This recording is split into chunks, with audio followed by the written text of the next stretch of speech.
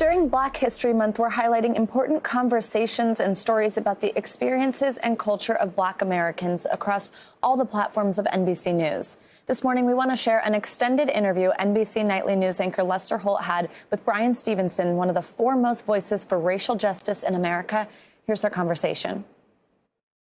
Black achievement is etched in the faces of African Americans who have ascended to ever greater heights in society. We often look at that as a measure of African American progress. Should we?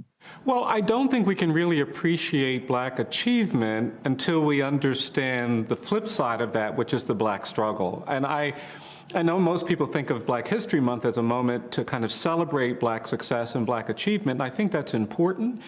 But until we know the full story of the challenges and the burdens, I don't think we're in a position to really appreciate what achievement means. And in this moment, I'm actually hoping that we can do better at articulating the depth of the struggle, of the trauma, of the pain, of the torture, of the bondage, of the violence that Black people have had to overcome. I asked public interest lawyer and founder of the Equal Justice Initiative, Bryan Stevenson, to help us put Black progress in perspective. When you just focus on achievement, it in many ways gives you a pass on reckoning with all of the things that have been done to make that achievement so impressive, to make that achievement so meaningful. I first met Bryan in Montgomery in 2018, walking through the depths of a soul-crushing legacy, a memorial to over 4,000 lynching victims from across America.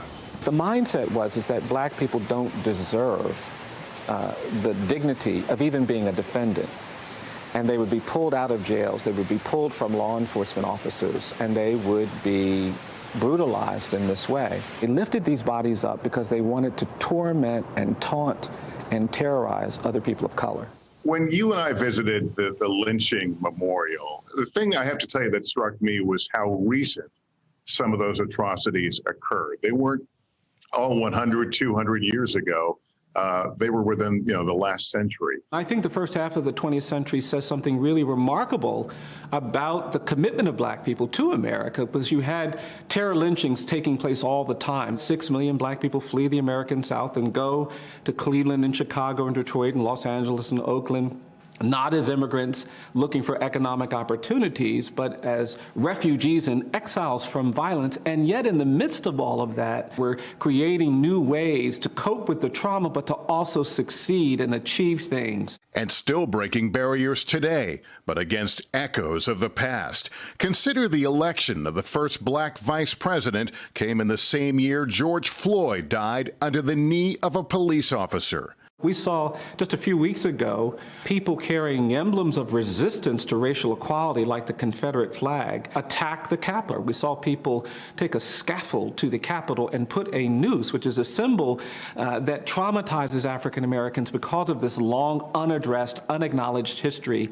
of terror violence. And that is just happened this year. And then back to the opening premise of the conversation, the idea that we see the first Black this, the first Black that, and these incredible achievements. Are we putting too much into that on the idea that we're moving the needle in a significant way? I think we will not be able to fully celebrate Black achievement and Black success until we fully understand the trauma, the injury, the harm. And so, yes, I think if you're only allowed to talk about Black achievement and success, we will not get as a collective society where we need to get to have the understandings that are necessary for a healthy community.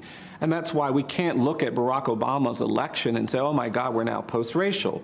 We can't look at the success of a Tiger Woods and say, oh, we've made it now, we accept everybody in these elite clubs that exist across the United States. And that's why I think it's so important to understand the nature of the problem. The problem isn't that Black people aren't capable of exceptional things. We've always been exceptional. There's been, evidence of exceptional achievement from the very day. I mean, those enslaved Black people found ways to turn land into profitable agriculture using knowledge and skills they brought with them from Africa. I'll just add, I also think that when we talk about Black achievement, we need to talk about the cost of achievement for some African Americans. Stevenson sees Black History Month as a moment for Americans to dig deeper. I want people to learn things about the history of the Black experience that they don't know. I want them to understand that there were 2 million people who died during the Middle Passage, and their bodies are at the bottom of the Atlantic Ocean, and we've done nothing